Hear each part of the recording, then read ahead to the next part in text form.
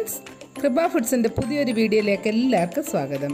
ഇന്ന് ഞാനിവിടെ തയ്യാറാക്കാൻ പോകുന്നത് ഒരു അടിപൊളി പൈനാപ്പിൾ ജാമാണ്. അത് നമുക്ക് എങ്ങനെ തയ്യാറാക്കാമെന്ന് നോക്കാം. നിങ്ങൾക്ക് എൻ്റെ വീഡിയോ ഇഷ്ടമാവുകയാണെങ്കിൽ ലൈക്ക് ചെയ്യുക, ഷെയർ ചെയ്യുക, കമൻറ്റ് ചെയ്യുക. ഇതുവരെ എൻ്റെ ചാനൽ സബ്സ്ക്രൈബ് ചെയ്തിട്ടില്ല എങ്കിൽ സബ്സ്ക്രൈബ് ചെയ്യുക. ഇനി നമ്മുടെ വീഡിയോയിലേക്ക് പോകാം.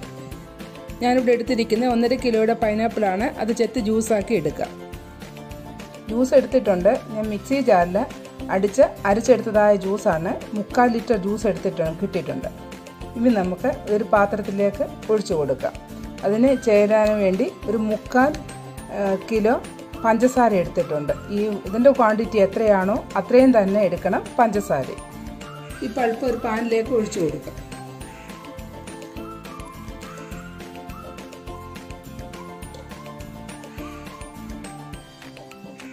ഇതിലേക്ക് പഞ്ചസാര ഇട്ട് കൊടുക്കും.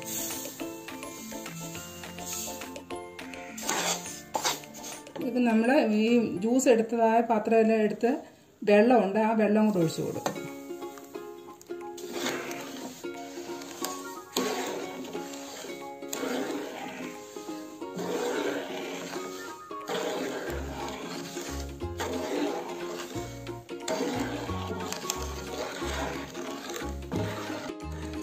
നന്നായിട്ട് ഇളക്കി കൊടുക്കണം. തിളയ്ക്കുന്നിടം വരെ നമുക്ക് അത്ര നന്നായിട്ടൊന്നും ഇളക്കില്ലെങ്കിലും കുഴപ്പമില്ല. തിളച്ച് കഴിഞ്ഞാൽ നന്നായിട്ട് ഇളക്കി കൊടുക്കണം, അല്ലെങ്കിൽ അടിക്ക് പിടിക്കും.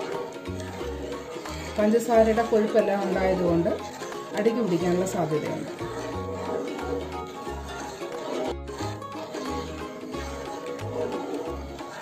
തിളച്ച് വന്നിട്ടുണ്ട്.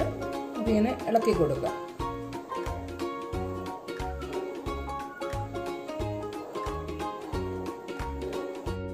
നമുക്കിതിൻ്റെ പത വെട്ടിയെടുത്ത് കളയണം.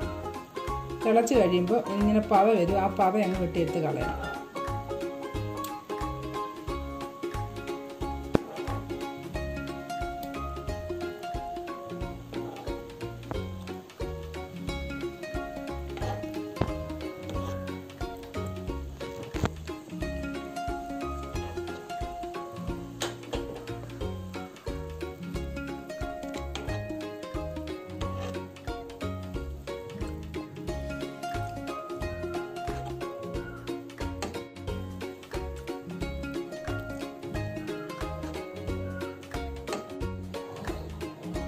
ചെറുതായിട്ട് കുറുകി വരുന്നുണ്ട്.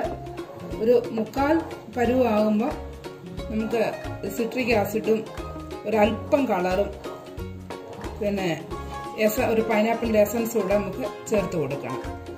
സിട്രിക് ആസിഡ് ഇല്ല എങ്കിൽ നാരങ്ങ നീര് ചേർത്താലും മതി. ഞാനിപ്പോൾ ഇവിടെ എടുക്കുന്നത് സിട്രിക് ആസിഡാണ്. ഒരു നുള്ളു സിട്രിക് ആസിഡ് എടുത്തിട്ടുണ്ട്. അതിലേക്ക് നമുക്ക് ഒരല്പം വെള്ളം ഒഴിച്ചു കൊടുക്കാം.